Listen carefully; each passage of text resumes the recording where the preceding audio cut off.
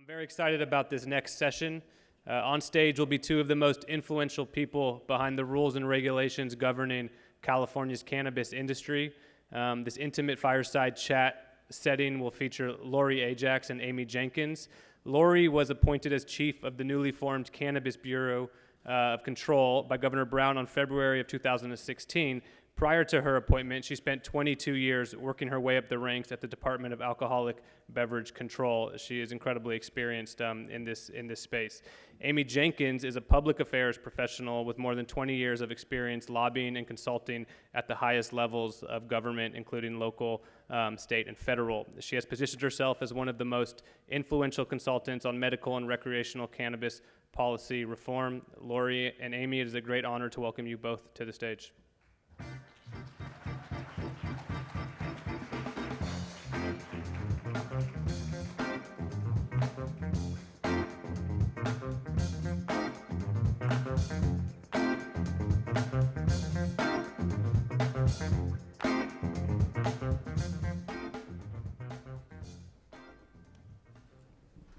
Is this on? Oh, great. Well, thank you, and thank you for the very kind introduction. I don't know if I'm deserving of the honor, but I certainly agree that Lori, in fact, is. She is clearly one of the hardest working people I have ever seen in my 23 years in working with regulators and legislators in the state capitol and beyond. So I am very much in admiration of her and thrilled to be part of this fireside chat today. She's also a friend. So we'll go ahead and get started because we actually only have about 20 minutes, and I think we could probably cover the first question in 20 minutes. But I think what everybody would be really interested to know, Lori, is we've had medical regs put out, and then currently the industry, following the passage of 64, have been operating under a set of emergency regulations, and then you did the readopt, and then on Friday the 13th of all days, you decided to put out the permanent draft regs. So maybe you could start by telling us a little bit about what the distinctions are, what we should be looking at as operators and investors in this field right now. What are the differences? Absolutely, and good afternoon. Thank you for having me. It's really an honor to be here. I feel like there's so much to what we do other than regulations, but that seems to take up the lion's share of our time these days. So it gets to a point where I don't care who you are out there, even us, we get confused on what regs are in effect at what time and where are we on everything. So really, I'm going to just back up like a month. On June 6th, we readopted our emergency regs that were put out back in December of 2017, and I think that was probably the big surprises were in there. It's not normal for a state agency. We had 180 days on the current when we issued them back in December, and we had to readopt them to get another 180 days to have the emergency regs in effect. And we got fairly aggressive and made some big changes, and that was streamlining our licensing process by merging the adult use and medical use licenses. So now you just have to apply for one. You're still going to be designated on the license certificate, but it's just one license fee. And then we made some substantial changes to our delivery, adding dynamic delivery, raising how much you could transport in the delivery vehicle from 3,000 to 10,000. And then there's a few other things. And then we came, like you said, a month later, we came out just last Friday. And it was a Friday the 13th, I'm going to tell you. We didn't expect it to come out on Friday the 13th. It just happened that way. We proposed our final regulations. So once the emergency regs expire early December, we have to have our final regulations in place. Otherwise, we would have no regulation. And those, I think when you look at them, you're going to see really a lot of clarifications because we've had the valuable information this last 6 months of seeing how the industry is operating in our current emergency regulations. So really we took like everything that people, the hundreds of responses we've given on the phone and on emails, and we've made a lot of clarifications. But I think, again, some of the big things you're going to see is delivery. Once again, delivery is the hot topic right now in our regs. We did clarify that once we issue a license, a retail license that allows for delivery, they can deliver anywhere in the state. That was a big one. We also are now allowing for tinctures that have alcohol in them. They don't have to comply with the ethanol-based testing, which that was a huge one It's a for big the issue. industry. Yes. And then you're going to see a lot where we tightened up our advertising regulations. They were a little light with the emergency regs, so we've put in some additional restrictions on advertising. So those are probably some of the big ones, and I know we only have, you're right, I could talk 20 minutes just on that, but those are some of the hot topics. I know, I thought I would just jump right in. So a couple things, I get a lot of questions as a legislative advocate. You know, what is the process now? I know there's a pretty robust public comment process. What do you see the timeline looking like for you, and when do you think, or what is your proposed timeline to adopt those permanent regs? So the Friday the 13th of July kicked off our 45-day public comment process. So the last day of that will be August 27th, and the Bureau is going to hold 3 public hearings, but you can also provide us comments through email, you can send us a letter, but between the 3 licensing authorities, because we share the licensing duties with both public health and food and ag, between the 3 of us, we'll have 10 public hearings throughout the end of this month and August, and those are all available. The best way to find that information is the one-stop shop, the www.cannabis.ca.gov. So it's a pretty robust process where we, unlike the emergency regs where there was a very short 5-day comment period and we were not required to respond to that public comment, in the full rulemaking process, we will be required to respond to each and every comment. We do expect it's going to run in the thousands. So I'm thinking they've been trickling in. They're going to start rolling in by the time we get to the end of August, we're going to have a lot. Right. So now that we got through that process, because I think that's what everybody's talking about, and the point was to talk about California regulations, maybe we can step back a little bit. There's been a couple points along this process recently that has created some anxiety in the industry, and one of the big ones recently was the July 1st end of the transition period. And I know that you were lobbied very, very heavily by industry about some of the challenges associated with that. What are you seeing post July 1? So I think it caused us all anxiety.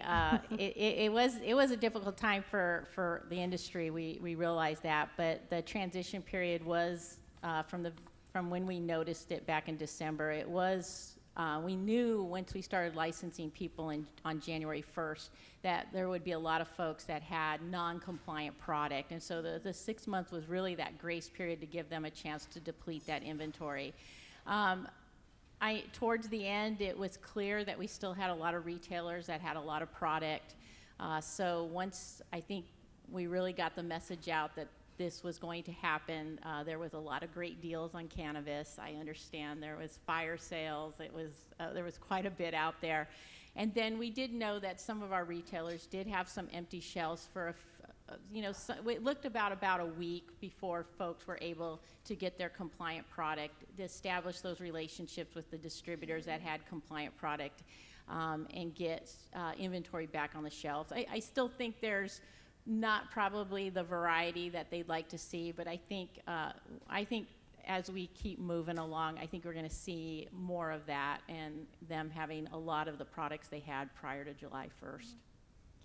So going forward, I mean, we're going to get through this regulatory process. It's something that we have been working on now for you and I about 3 years now, working on developing regs and implementing this program. So once the regs are in place, what do you see on the horizon? What are the emerging issues that you think the industry will be facing following the implementation? I'd like to take a vacation, but hey, you are a tough Okay, crowd after your out here. vacation. Take a vacation. Yeah, I really feel, for us, we're looking forward to sort of the end of this road and getting those, we call them final permanent regulations. Nobody here thinks there's going to be changes. Of course, there's going to continue to be changes, but they're going to be smaller changes. Right now, when you look at the Bureau's just the text of our regulation is 130 pages. So you're not going to see you're not going to see the volume of regs, but you're going to still see changes. And I think, we're going to continue to evolve. We're going to, we're going to have different business models out there. And so I think for us, we have to be probably more flexible than ever and making sure we're keeping up with those changes. But that's what is nice about having the regulations, is we have that flexibility to make changes. So I think you're going to see that on the horizon. I think us really, in a lot of ways, we need to stabilize our program and hone in how we're issuing licenses. And we're still making those tweaks to our own internal systems of how we handle licensing and enforcement. So I think you're going to see a stabilization, which I think we crave that, and I think the industry does too. And not having the confusion. Right now, we get a lot of emails because people are even confused what regs are in place right now. So I think we sort of move past maybe the confusion and really get into compliance. You raised an issue in your response, and that involves enforcement. So for the compliant industry, and that's who I represent and who CCIA represents, there's a lot of concern out there about what they perceive as a lack of enforcement. I'm fortunate that I get to interact with you in the Bureau on a regular basis. I know that there has been some work done, but maybe you can elaborate a little bit on what the Bureau is doing, what is on the horizon as it relates to enforcement efforts going forward to address unlicensed activity. So to address unlicensed activity, the Bureau, early on in January, there was a real call from the industry, what are you doing about the unlicensed market, as we were issuing temporary licenses. So we did respond by, we took the approach of doing the education, not only with our temporary licensees, but with the unlicensed market. So that was, the cities and counties would, send us complaints of who's unlicensed in their areas. As we were doing inspections of the licensees, our temporary licenses, they were giving us information. So we were gleaning a lot of information from the industry itself on who's out there. So we first worked on, we had a cease and desist letter, and we still send those out to this day.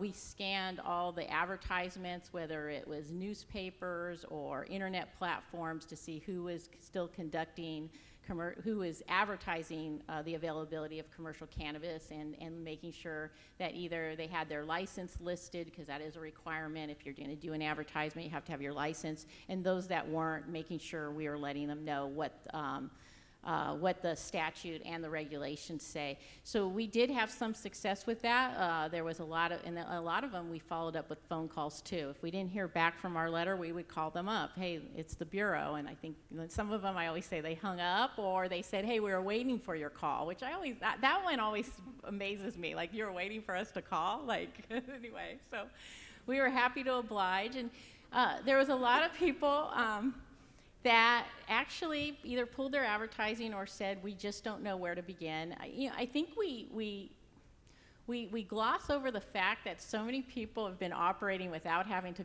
do any compliance, without having to deal with government agencies, that we just assume that once we put this information out, everybody's just going to go to our website and understand how to do it. So there was a learning curve for some of the people we talked to on the phone, and we were able to get compliance that way. Those that aren't getting into compliance, then we have to look a step further to see if they're still, operating under the collective cooperative model, because we had a lot of folks saying, hey, I'm still operating under that model, and that model does go sunsets on January 9th of next year, so they still could operate under that model. And then those that we knew were still doing commercial cannabis activity, especially, some of the hard ones were the delivery folks that don't have a physical address. All we had was maybe a phone number or email address. We then sent letters to the local DAs saying, hey, this is what we've done. This is, how can we coordinate? And then we have a law enforcement arm at the Bureau, and then we refer those cases for them to take, criminal action against. So that's where we're at right now, and so we're continuing that, and we'll continue that. I think we are seeing in certain areas, it's probably not, we're seeing some minimizing of that unlicensed market, but I don't, California is so big, and I just think we're still growing our resources that I don't think it's fast enough for folks. But I think you are seeing it, and I think you're seeing more cities and counties getting engaged, us working and collaborating together. And that's actually was my next question related to locals, because the core or central component of this framework is local authorization, and that's something that I think broader industry has really struggled with. And I don't know the current statistic, but we typically say around 32% of California's 540 cities and counties are authorizing. Are you seeing some changing of hearts and minds at the local level as you engage with local officials? I am. We're getting a lot of questions from them, calling us, and really, because I think a lot of them were waiting to see how things went for us with implementation, how the state was handling implementation, and also waiting to see what our proposed final regulations are going to be. So there is a lot of engagement from our part with the cities and counties, because I think it's so important.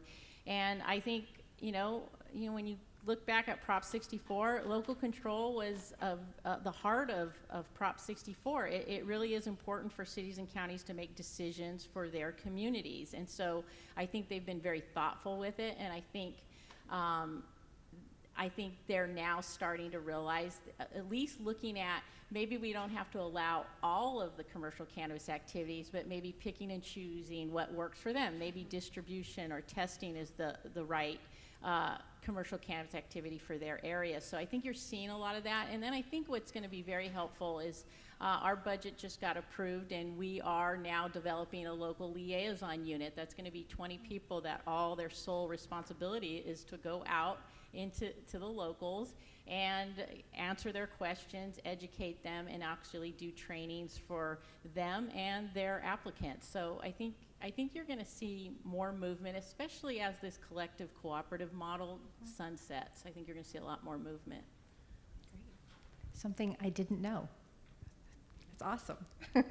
So you and I met in March of 2016. So obviously we've been through a lot together.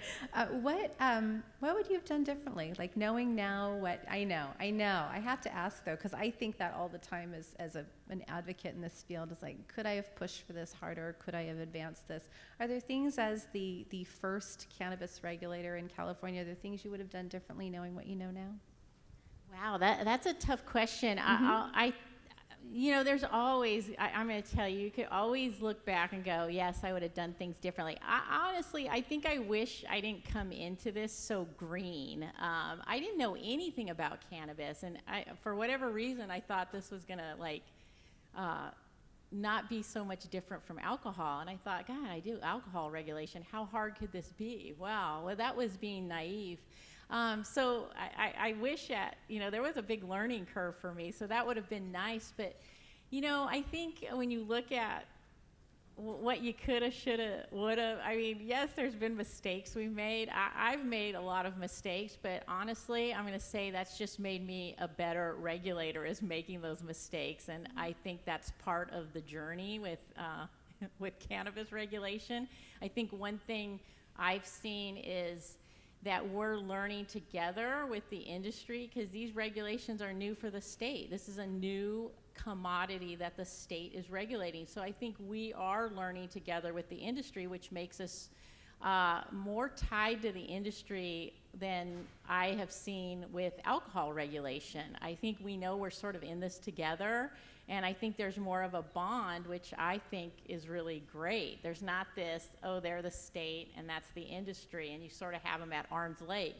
It is not like that here. And so in that case, I think maybe it is good that we're learning together. So I don't know. I probably didn't answer your question. I don't know. There's a million things we could have done better. There's a million ways to answer it. And actually, what's really interesting is I think you're right. I don't see, and I think it's for the benefit of this audience.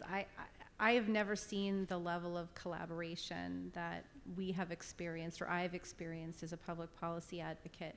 as I have seen through this process. So, I mean, there's been a tremendous amount of teamwork. We don't always agree, but for the most part, it has been a true partnership and collaboration. So I would actually concur, so that might have been the best strategy. Maybe. We don't have all the answers, and I think we know that, which is good, that we come to, hey, what do you think on this? So I think that is good for the industry. Yeah.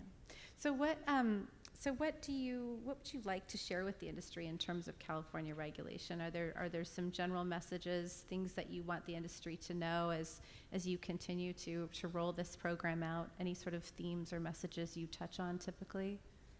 I think we've all done a very good job of striking the balance, and we talk about this as a state regulator, you want to do what's best for the industry as a whole. You can't do what's just best for the retailers or the manufacturer or the cultivator. So I think we try to do a really good job of looking at the industry as a whole and moving forward together, instead of just one specific industry. But I think what we've put in place, and again, it's not perfect, but I think we've looked at what other states have done, and we've really put together a body of regulations that I think are going to move this industry forward. And I think it was a tremendous amount of public input, and so I think we should be proud of what we have, and I think we should. I mean, I'm looking at, I'm already, at the beginning, I said, I already know there's going to be changes, and I think we have to be okay with that. And I think in California, we are very good at not just being entrenched, hey, we've never been that way. This is how it is, and we're not going to change. And I think that's one thing in California, that we have been very nimble. And I think we should be proud of that here in California, because I think that's what is going to make our program great. Is that flexibility and that collaboration with the industry. Anything that the industry can do to improve in terms of their communication or their advocacy or their outreach? It seems self-serving. It's not. I think the industry is, one of the challenges I've seen is there are not enough advocates in Sacramento, and when I mean advocates, I don't mean more lobbyists. I mean industry truly advocating. And are there things that we can do in your mind to improve the communications or the collaboration? Any places that are lacking? Any more input you need? So I'll turn that around, and I think the industry does a really good job of communicating. I think it's the state that needs to do a better job of communicating. And so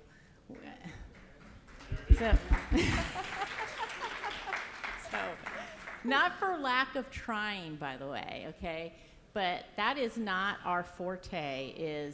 We have our social media, we have our website, but there's better, effective ways. So I will do it. We also put in our budget a public awareness campaign. So we are going to seek out a contractor to help us with our communication. And I think in that's going to be better communication with the industry. So I think we really know we've got to get our message out, and we got to do a better job of getting our message out, and how you get licensed, and making sure consumers understand why it's important to go to a licensed retailer, because you're going to get safe cannabis. You're going to, things of that nature. And so I think that is something you're going to see very soon this year on the horizon.